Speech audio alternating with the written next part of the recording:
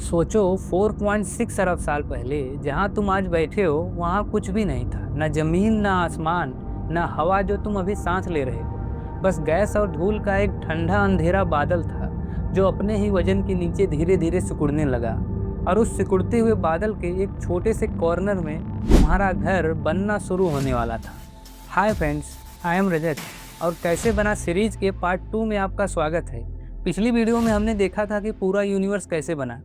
आज हम zoom in करेंगे उस एक छोटे से धूल के पार्टिकल तक जो आज हमारा घर है, अर्थ। अगर आपने पार्ट 1 नहीं देखा तो डिस्क्रिप्शन में लिंक है, पर यह वीडियो खुद में भी एक कंप्लीट स्टोरी है। तो चलो शुरू करते हैं। हम जिस गैस और धूल के बादल की बात कर रहे थे, साइंटिस्ट उसे सोलर नेबुला कहते हैं। ये कोई नॉर्मल बादल नहीं था, ये उस पुरानी जनरेशन के तारों का बचा हुआ मलबा था जो अरबों साल पहले सुपरनोवा में फट चुके थे। सोचो जरा, जो आयरन तुम्हारे खून में है, जो कैल्शियम तुम्हारी हड्डियों में है, वो कभी एक मरते हुए तारे के अंदर बना था। तुम लिटरली स्टार डस्ट हो। जब वो बादल अपनी ही ग्रेविटी के नीचे सिकुड़ने लगा तो वो तेजी से घूमना शुरू हुआ और इनके बीच एक डेंस गर्म बॉल बना जो आगे चल के सूरज बनेगा। और इसके चारों तरफ बचा हुआ मलबा एक चपटे डिस्क की तरफ फैल गया। इसी डिस्क में धूल के छोटे छोटे पार्टिकल एक दूसरे से टकराने लगे, जुड़ने लगे और बढ़ते गए। यही थी शुरुआत। अब सोचो, उस डिस्क में लाखों छोटे छोटे पत्थर, धूल के गोले और चट्टानें एक दूसरे की ओर घूम रही थी। ये कोई शांति से होने वाला प्रोसेस नहीं था, ये थी एक जंग। छोटे छोटे पत्थर आपस में टकराते, कुछ टूट जाते, कुछ जुड़कर बड़े बन जाते। धीरे धीरे ये प्लैनेटेसिमल्स, ये छोटे गोले बड़े और बड़े बनते गए और करीब 4.5 अरब साल पहले सूरज से तीसरे ऑर्बिट में एक गोला इतना बड़ा हो गया कि उसका खुद का ग्रेविटेशनल फील्ड बन गया। ये थी प्रोटो अर्थ। लेकिन तुम इसे अर्थ मत समझो, ये जलता हुआ पिघला हुआ नर्क था, लावा का समुंदर। ऊपर से एस्टेरॉयड की लगातार बारिश, हर दिन हर घंटा कुछ न कुछ टकरा रहा था। कोई हवा नहीं, कोई पानी नहीं, सिर्फ आग, गर्मी और रेत जैसी पिघली हुई चट्टानें। और फिर वो हुआ जो इस कहानी का सबसे ड्रामेटिक मोमेंट है।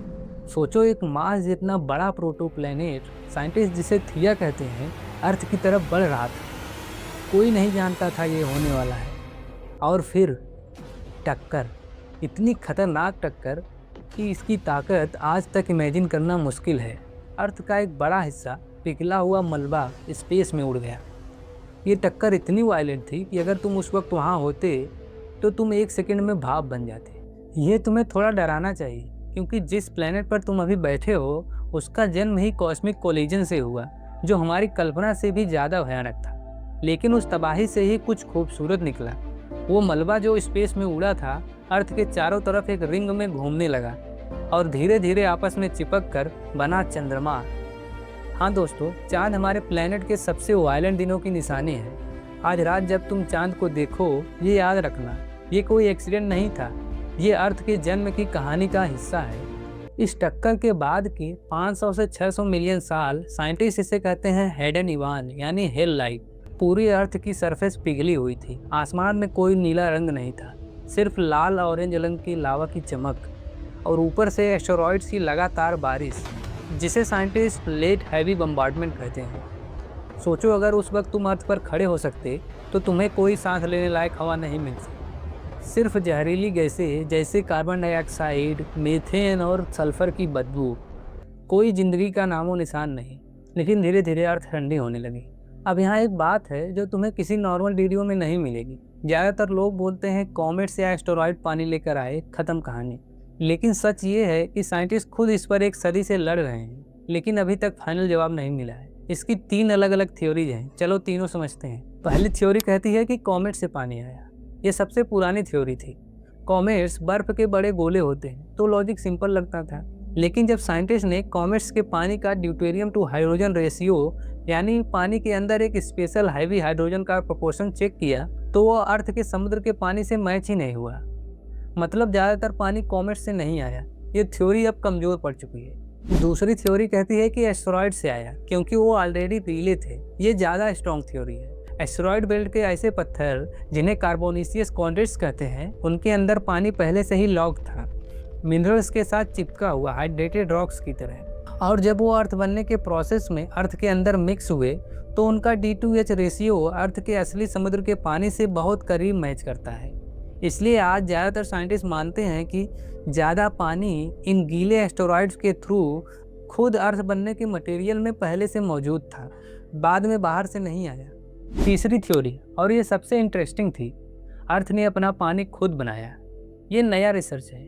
जब थिया के साथ टक्कर हुई और अर्थ एक मैग्मा ओशन यानी पिघले हुए चट्टान का समुद्र बन गई, उस समय अर्थ के चारों तरफ एक हाइड्रोजन रिच एटमॉस्फेयर भी था। अब सोचो, पिघले हुए मैग्मा में ऑक्सीजन पहले से मौजूद थी आयरन ऑक्साइड के रूप में, और ऊपर हाइड्रोजन था। नए एक्सपेरिमेंट्स जो लॉरेंस लिवरमोर नेशनल लैब जैसी जगह पर हुए, वो ये दिखाते हैं कि एक्सट्रीम प्रेशर और हीट पर हाइड्रोजन और ऑक्सीजन आपस में डायरेक्टली रिएक्ट करके खुद पानी बना सकते हैं, अर्थ के अंदर ही, बाहर से किसी चीज़ की ज़रूरत नहीं। यानी H2+O डायरेक्ट रिएक्शन और पानी बन गया अंदर ही अंदर। तो सच ये है कि तुम्हारे समुद्र का पानी तीनों जगहों का मिश्रण हो सकता है, थोड़ा एस्टेरॉइड से, थोड़ा वोल्केनिक आउटगैसिंग से जो मेटल के अंदर लॉक था और इरप्शन के थ्रू बाहर आया, और एक हिस्सा शायद अर्थ ने खुद अपनी केमिस्ट्री से मैग्मा ओशन के अंदर बनाया।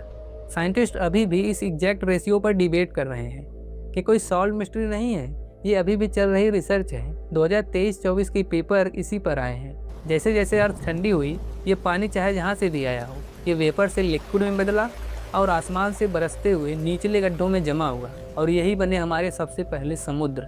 जो प्लेनेट कभी जलता हुआ नरक था, आज उसके सरफेस पर पानी चमकने लगा था।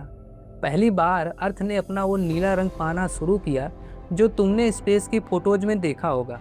और जब तुम अगली बार ग्लास में पानी पियोगे, ये याद रखना, साइंस खुद श्योर नहीं है कि असल में वो पानी कहाँ से आया। कुछ सबसे बेसिक सवाल आज भी अनसॉल्व्ड हैं। तो फ्रेंड्स, जब अगली बार तुम बारिश में बैठो या चांद को देखो या समुद्र के किनारे खड़े हो, ये याद रखना, तुम एक ऐसे प्लेनेट पर हो जो कभी एक वायलेंट टक्कर से पैदा हुआ, जो कभी एक जलता हुआ नरक था, और जो धीरे धीरे अरबों साल में एक जीवित नीला खूबसूरत ग्रह बना। अर्थ का सफ़र अभी ख़त्म नहीं हुआ था, ये तो सिर्फ शुरुआत थी, क्योंकि अगले पार्ट में हम बात करेंगे उस पानी में पहली बार ज़िंदगी कैसे शुरू हुई। अगर तुम्हें पता करना हो कि उस पहले समुद्र में ज़िंदगी का सबसे पहला जर्रा कैसे जगा, तो कैसे बना सीरीज़ का पार्ट 3 मिस मत करना। और अगर तुम्हें आज पता चला हो कि तुम लिटरली स्टार डस्ट हो, तो वीडियो को लाइक करो और कमेंट में लिखो मैं स्टार डस्ट हूँ। जितना हो सके मैं खुद रिप्लाई करूँगा। और सब्सक्राइब करो, बेल आइकन दबाना मत भूलना, क्योंकि अगली वीडियो में हम देखेंगे कि ज़िंदगी की सबसे पहली सांस कैसे आई।